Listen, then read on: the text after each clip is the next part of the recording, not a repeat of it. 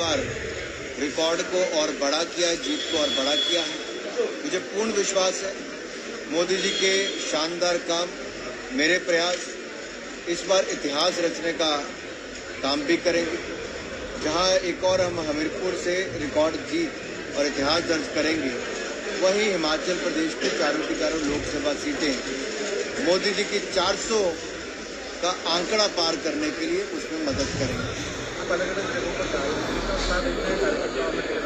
मैं देश के बहुत सारे राज्यों में पिछले कुछ दिनों में अलग अलग कार्यक्रमों में गया। जनता में बस अब इंतजार है कि कब चुनाव आए, कब कमल का बटन दबाएं और फिर एक बार मोदी सरकार बनाएं और 400 पार करके इतिहास में आए। विभिन्न सर्वे भी सामने आ रहे हैं, उसको लेके क्या राय है आपकी? सर्वे करना एजेंसियों का काम है।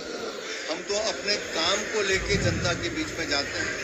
मोदी जी के ईमानदार नेतृत्व जो 10 साल में भ्रष्टाचार मुक्त सरकार दी, सुशासन के नए आयाम स्थापित किए और दुनिया में 10वें से 5वें नंबर की सबसे बड़ी अर्थव्यवस्था मोदी जी ने बनाया है।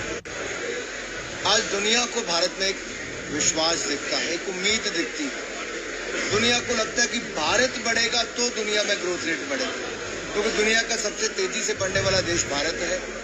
और मोदी जी ने कोविड से लेकर चंद्रयान मिशन हो या अनेक क्षेत्रों में G20 से लेकर भारत की अर्थव्यवस्था को बढ़ाने का काम, हर तरफ भारत को आगे बढ़ते कदम दुनिया देख रही है।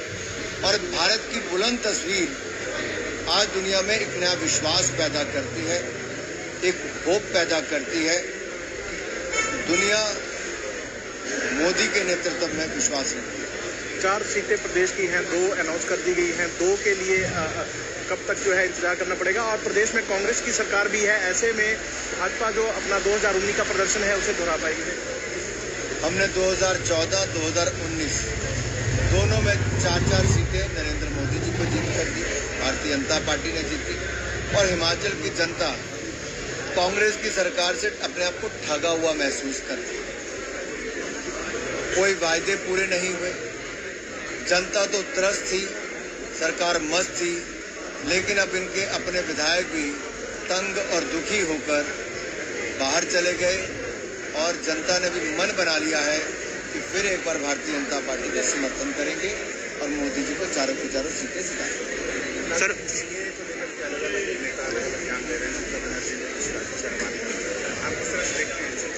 माननीय गृह मंत्री जी ने CEA के कानून को लेकर लोकसभा में भी, विधानसभा, राज्यसभा में भी और अन्य पटल पर भी लोगों को जानकारी दी कि CEA से किसी को घबराने की जरूरत नहीं, ये तो नागरिकता देने का कानून है।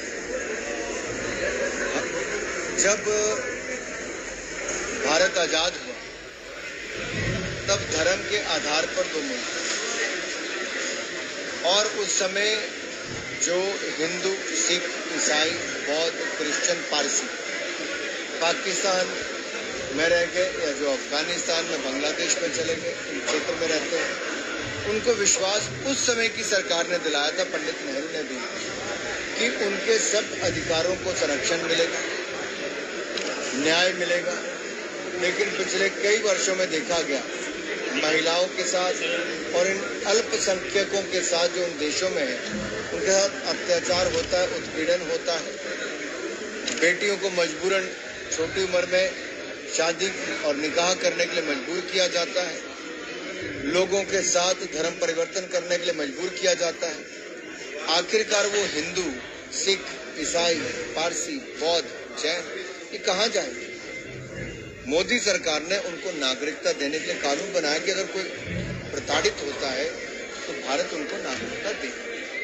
लेकिन कुछ लोग इसको लेकर गुमराह करने का काम कर रहे हैं, भ्रम पैदा कर रहे हैं। मैं पूछता हूं ऐसे नेताओं से, विपक्ष के, कि उन लोगों का क्या कसूर है जो पिछले 20-25 सालों से, कोई 30 साल से, कोई 50 साल से इस देश में रह रहा है, उनकी दूसरी पीढ़ी आ गई, उनको अधिकार नहीं मिलते।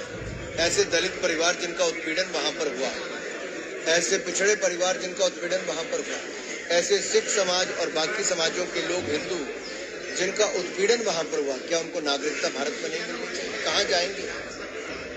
उनको न्याय देने का काम मोदी सरकार ने किया। इनका शायद इनको उनका दर्द नहीं दिखता है जब उनकी बेटियों के साथ अत्याचार बलात्कार होते हैं। शायद इनके दिल तब उनके लिए नहीं दर्द उठता होगा जब उनको जबरन धर्म परिवर्तन करने के लिए मजबूर किया जाता है। सवाल ये खड़ा होता है कि आखिर उनको न्याय कौन दे रहा है? तो नरेंद्र मोदी की सरकार।